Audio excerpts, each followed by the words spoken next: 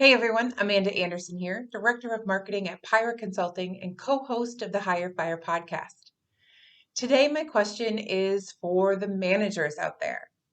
So, do you have a succession plan in place? Sit back, relax, and enjoy.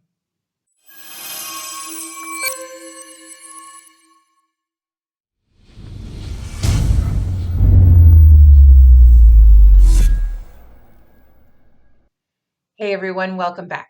Okay, so it might seem a little weird to some that you would be planning, training, and coaching your successor. But it's actually really important, not only for the company and the team and your employees, but for you as well. Let me explain. So, when I was a manager, I had a talent gap where I didn't have a lot of successors, not because I didn't have talented staff. But most of them didn't want to go into management. They really loved what were doing in marketing, and and I think probably saw a little bit of my stress and didn't really feel like going down that route. So one of the ways that I really failed as a manager was not addressing that soon enough and getting someone coached and in my kind of coattails and ready in the wings to take over should and when I want to either move on to a new position, new company, whatever. And it ended up being a problem because the company very much relied on me. And when I was ready to move on, there was no one in place. And that bothered me personally because I didn't want to leave them high and dry.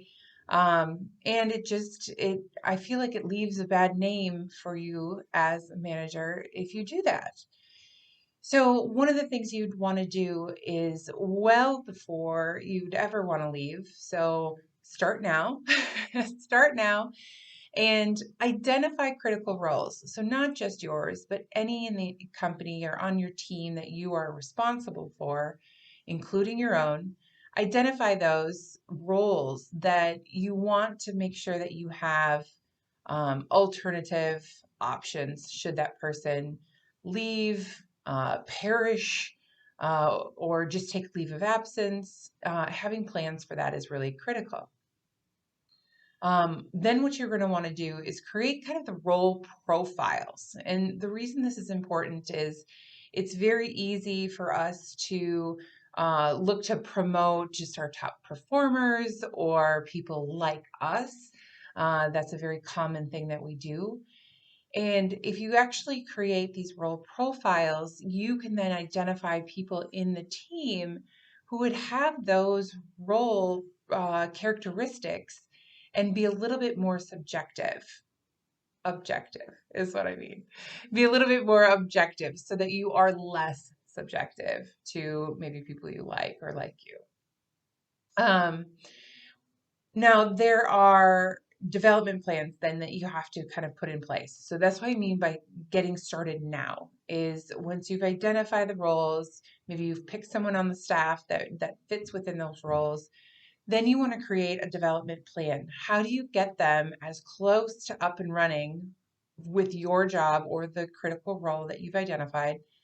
How do you get them there prior to ever needing them? And so that's where you want to create a development plan and regularly meet with them and coach them so that they're ready should you or someone else need to leave suddenly.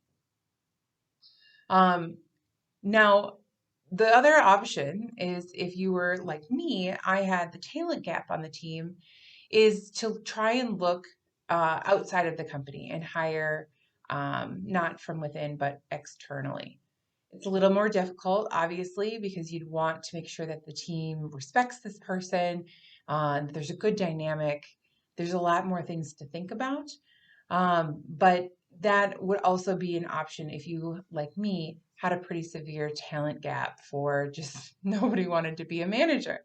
I had lots of really, really talented doers, no one who really wanted to climb that rank, that specific rank, if you will.